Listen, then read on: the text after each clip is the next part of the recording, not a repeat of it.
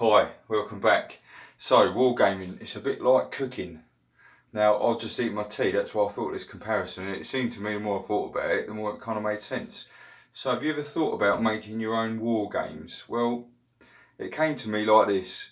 Wargaming is a bit like cooking in that a game is made up of lots of different ingredients, the mechanics, the idea, the setting, all the fluff, all the little bits and pieces, in the same way that a meal is made up of lots of different ingredients.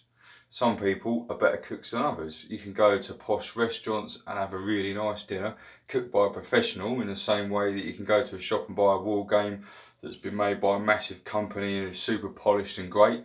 Or you can go down to earth and cook your own stuff, and actually sometimes that can be just as nice. So all I want you to do, or what I'm suggesting you do, is have a little think. And maybe, have you ever written your own war games? It's something that I've tried. I've written a couple. I'm not on here to try and sell them to you or anything like that. They're not on the internet. They're private. They're mine. It's just a little thing I do. But my son and I have had some quite good fun playing it, and I just wanted to sort of run through some of the benefits and some of the things that could help you, and maybe sort of encourage you to give it a go. So you know better than anyone what you like. In the same way you know whether you like minced beef or minced lamb, you know what kind of mechanics you like in your war game. So that's the first thing. You know you better than anyone else. If it's something you've written, you're the expert. Nobody's going to know your game better than you.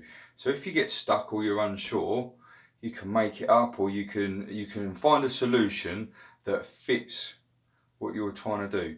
So you're the expert.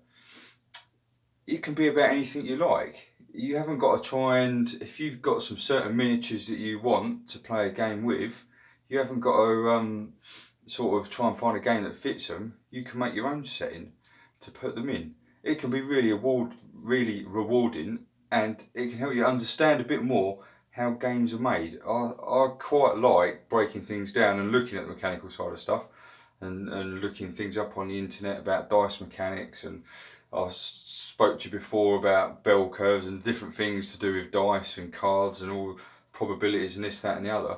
But once you start having a go yourself, it can become quite addictive. You might have ideas that you haven't seen in other games.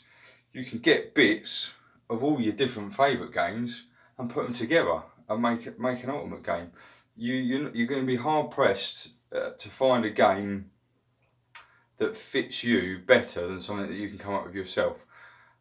Fair enough, it's hard. There's lots of issues to do with balance and things like that. But ultimately, you're kind of the master of your own kind of creation. And as I said, you're the expert in it. A lot of us, when we started out, I'm sure maybe you did as well. I'll just go open the window because there's a fly buzzing around here. A lot of you guys, when you started out, probably the same as I did anyway, had to go at sort of writing your own rules, and playing some of the games. I started playing Games Workshop's games when I was a kid, and they baffled us, to be honest. My mates and I would sit down, we'd try really hard, just so we'd try really hard looking at these massive great rule books to work out what was going on, and we couldn't figure them out. And in the end, we made up our own games with them. So it goes right back to the very basics of sitting on the sofa with your plastic men trying to write a game, to, well, all these people who write these games, they all started just like you and me. They all had an idea, and they were like, what if we did it like this? And they tried it with their mates, and it either worked or it was rubbish. And they tried something else, and it all sort of built. And I'm not saying any of this, I'm not saying that you've got to become some world-class games designer, become rich or anything else, but just purely for your own satisfaction. I'm sure lots of you probably already do this, for your own satisfaction. Just have a go at making something up yourself. I'm sure you've already started doing it, homebrewing different bits, because no writer can write a game that fulfills every aspect. And you'll find this when you start doing it. When you try and write down what to do in every possible conceivable situation that's ever likely to occur, you can't do it. And these wargamers here can't do it. You know, they've tried really hard and they've done some fantastic jobs. I'm not trying to knock them, their games are brilliant. One of the massive benefits of playing a game like that is that you can go to a club or a tournament and everybody knows the rules, and it's like a referee that doesn't have to be there because you can refer to the rulebook for something. There's so many massive benefits to it. But what I'm saying to you is, have a go at trying to make your own one. It can be really satisfying. It can give you a better insight into how the games are made. You are the expert.